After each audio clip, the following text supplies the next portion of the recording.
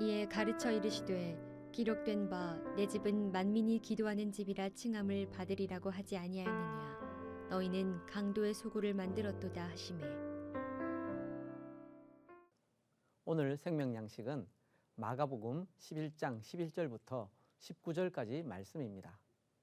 예수께서 예루살렘에 이르러 성전에 들어가사 모든 것을 둘러보시고 때가 이미 저물매 12제자를 데리시고 베다니에 나가시니라. 이튿날 그들이 베다니에서 나왔을 때에 예수께서 시장하신지라. 멀리서 잎사귀 있는 한 무화과 나무를 보시고 혹 그 나무에 무엇이 있을까 하여 가셨더니 가서 보신즉 잎사귀 외에 아무것도 없더라. 이는 무화과의 때가 아님이라. 예수께서 나무에게 말씀하여 이르시되 이제부터 영원토록 사람이 내게서 열매를 따먹지 못하리라 하시니 제자들이 이를 듣더라. 예수님이 시장하셔서 한 무화과 나무로 가셨습니다. 그 무화과 나무에 잎사귀가 있는 걸 보시고 가신 것입니다. 팔레스타인 지역의 무화과 나무는 열매와 잎사귀가 거의 같은 때에 나타나기 시작한다고 합니다. 그러니까 잎사귀가 무성하다는 것은 열매도 이미 있다는 표시인 겁니다. 그런데 이 무화과 나무에는 열매가 없고 잎사귀만 있었습니다.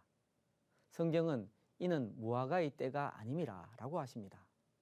그렇다면 이 나무는 아직 철이 아니라 열매는 없는데 마치 열매가 있는 듯 착각하도록 잎사귀만 있었던 것입니다. 이에 예수님은 이 나무를 저주하십니다. 아니, 때가 일러 열매가 없는 것인데 그렇다고 저주까지 하실 필요가 있나 하는 생각이 들 것입니다.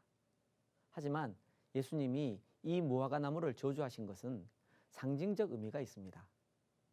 참 경건과 사랑의 실천이라는 열매는 없이 공허한 의식과 율법주의라는 잎사귀만 무성한 이스라엘 백성, 특히 그 지도자들을 꾸짖고 계신 것입니다. 번지르르한 외양과 달리 실속은 없는 유대인의 외식을 나무라시는 것입니다. 이 무화과 나무에 대한 저주가 당시 유대인들의 표리부동한 신앙생활을 나무라시는 것이라면 이어지는 말씀은 당시 유대인들의 예배 생활을 나무라시는 것입니다. 그들이 예루살렘에 들어가니라. 예수께서 성전에 들어가사 성전 안에서 매매하는 자들을 내쫓으시며 돈 바꾸는 자들의 상과 비둘기 파는 자들의 의자를 둘러 엎으시며 아무나 물건을 가지고 성전 안으로 지나다님을 허락하지 아니하시고 이에 가르쳐 이르시되 기록된 바 내 집은 만민이 기도하는 집이라 칭함을 받으리라고 하지 아니하였느냐. 너희는 강도의 소굴을 만들었도다 하시매 대제사장들과 서기관들이 듣고 예수를 어떻게 죽일까 하고 꾀하니 이는 무리가 다 그의 교훈을 놀랍게 여김으로 그를 두려워함일러라. 그리고 날이 저물매 그들이 성 밖으로 나가더라. 당시 성전에는 세 종류의 뜰이 있었습니다. 유대인 남자들의 뜰, 유대인 여자들의 뜰, 그리고 이방인의 뜰. 이방인의 뜰은 하나님을 믿기는 하지만 아직 할례는 받지 않은 사람들을 위한 예배 공간이었습니다. 그런데 당시 유대인들이 상인들에게 돈을 받기 위해 이방인의 뜰을 장사하는 곳으로 만들어버린 것입니다. 이방인들은 성전 바깥뜰에서 이루어지는 거래 때문에 성전에 나아갈 수가 없었습니다. 예수님은 성전이 본래 기능을 할 수 있게 만들기 원하셨습니다. 그리고 16절 아무나 물건을 가지고 성전 안으로 지나다님을 허락하지 아니하시고 라는 말씀은 당시 사람들이 성전에 있는 여러 문들과 뜰을 시내와 감람산 사이를 오가는 지름길로 사용하고 있었던 것과 관련이 있는 듯합니다. 예수님은 성전 뜰을 그리 사용하는 것을 허락하지 않으신 것입니다. 그리고 예수님은 이는 내 집은 만민이 기도하는 집이라 일컬음이 될 것임이라 라는 이사야서 말씀을 인용하시면서 너희는 강도의 소굴을 만들었도다 라고 질타하셨습니다. 앞서 열매 없는 무화과 나무를 저주하신 것이 열매 없는 이스라엘을 나무라시는 것이었다면 성전 정화는 성전 예배의 본래 기능을 회복하시려는 행위였습니다.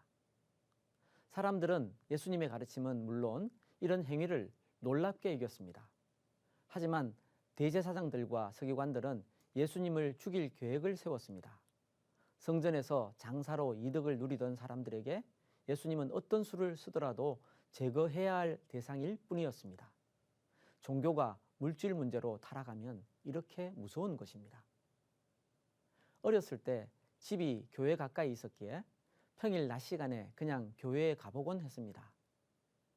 2층에 본당이 있고 1층은 유년부실이었는데 본당은 잠겨 있었지만 유년부실은 항상 열려 있었습니다. 유년부실은 신을 벗고 들어가 방석을 깔고 앉게 되어 있었는데 새벽 기도회 때 집회실로 쓰는 곳이면서 평일에 원하는 사람들이 언제나 와서 기도하는 곳이었습니다. 평일 낮 시간에도 기도하시는 분들이 한두 분은 꼭 계셨던 걸로 기억합니다. 특히 노군사님 한 분은 거의 매일같이 마룻바닥에 엎드려 기도하고 계셨습니다.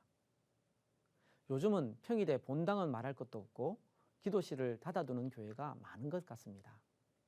코로나 방역 때문일 수도 있지만 코로나 사태 이전부터 이미 그랬던 것 같습니다. 교회가 만민이 기도하는 집의 기능을 회복해야 할 때입니다. 이와 함께 사랑과 봉사의 손길이 훨씬 더 많이 요구되는 이때에 참 경건과 사랑의 실천으로 우리 빛이 사람 앞에 비치게 하여 그들로 우리 착한 행실을 보고 하늘에 계신 우리 아버지께 영광을 돌리게 하는 삶을 살길 바랍니다. 그래서 무화과나무가 받은 저주가 아니라 우리 주님의 칭찬을 받는 우리 모두가 되길 바랍니다.